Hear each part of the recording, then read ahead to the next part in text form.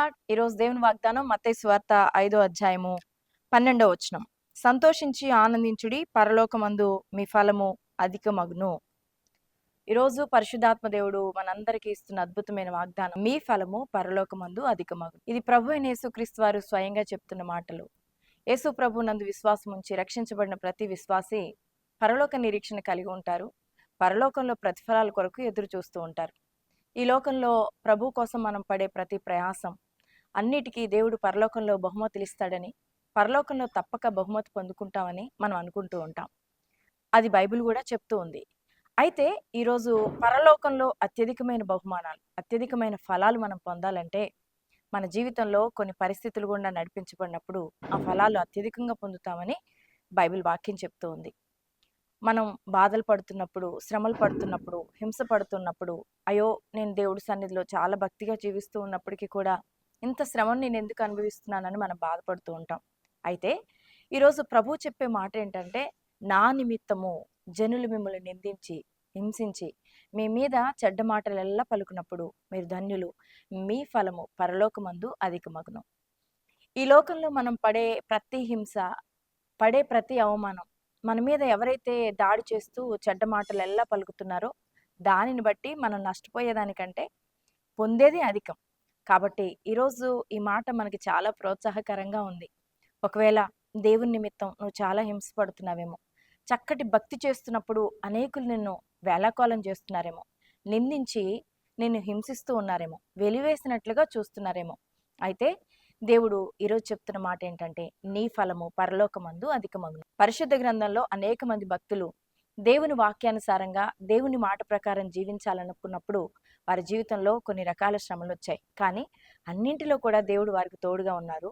అంతేకాదు గొప్ప భక్తులుగా వారు ఎంచబడ్డారు. పరలోకంలో కూడా వాళ్ళ ఫలాలు అధికమైనట్లుగా మనం చూస్తాం. యోసేపు అనే భక్తుడు ఉన్నాడు. దేవునికి లోబడి పాపం చేయడానికి ఇష్టపడినప్పుడు, పోతీఫరు భార్య ద్వారా ఎంతగానో శోధన వచ్చినా దానికి లోబడినప్పుడు అతడు చెరసాల్లో వేయించబడవలసిన పరిస్థితులు వచ్చాయి. కానీ నా దేవునికి వ్యతిరేకంగా నేను పాపం చేయను అని నిర్ణయించుకున్నాడు.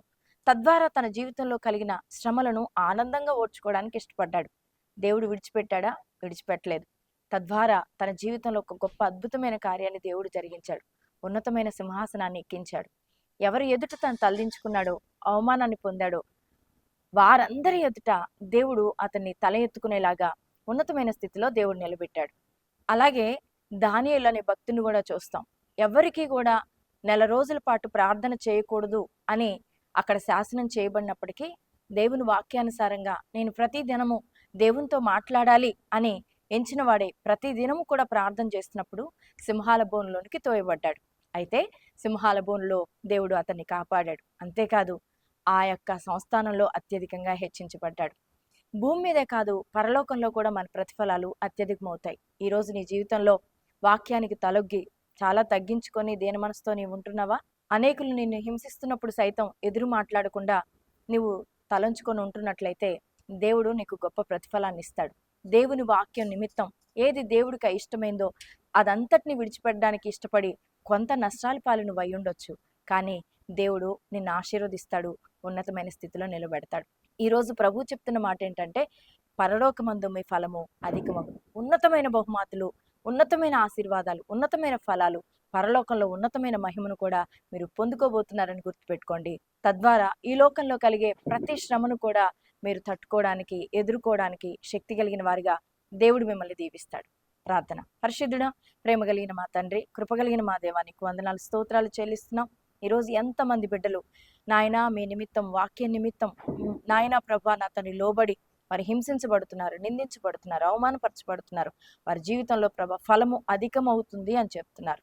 ప్రభా నా తండ్రి నాయన నీ కోసం జీవించే భక్తుల జీవితాలను కలగజేసుకుని గొప్ప కార్యాలు జరిగించే దేవుడు కనుక నీ ప్రియ బిడ్డలను అందరినీ కూడా మీరు జ్ఞాపకం చేసుకొని వారికి కలిగిన ప్రతి ఇబ్బందిని తొలగించి దీవించి ఆశీర్వదించమని యేసు నామములో ప్రార్థిస్తున్నాను తండ్రి. ఆమేన్.